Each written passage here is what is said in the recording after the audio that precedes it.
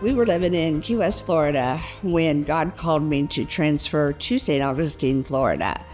Despite the barriers I placed up because I did not want to move, God removed all those barriers. We were going to this church, and it was a beautiful thing, and we thought we were doing well. I remember us going each week, giving $20, thinking, this is how it's done. When we got to St. Augustine, when he closed the doors in Key West, he presented his will to be done.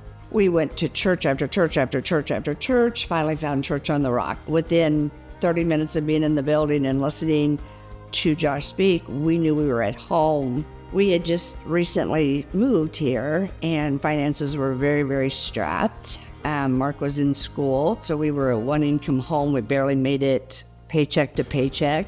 And one Sunday we came home from church, and Mark said, we really need to start tithing. I remember walking up the stairs, mumbling to myself, this man's crazy. He's just crazy.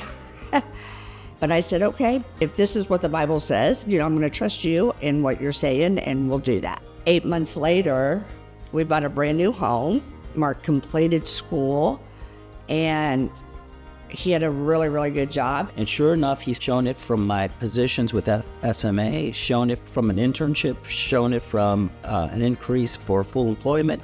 And finally, he said, this is great. I'm glad you're enjoying it, but now make another step and go into private practice. There was no doubt I had to make the move. Fighting, kicking, scratching, I did. He quit his job. We went back to a one-income home again. We drove around, we looked for buildings, and long story short, he fell into this Christian counseling service. In both of our lives, as a hospice nurse and as an LCSW Christian counselor, we are able to lead people to Christ. We have fought years and years and years to get here, and what did it take? It took obedience to God.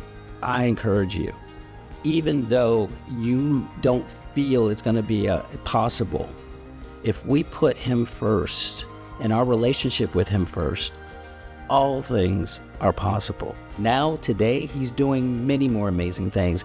He's making relationships. He's showing that he's the most important person. And this is being conveyed through us, through our positions, to others.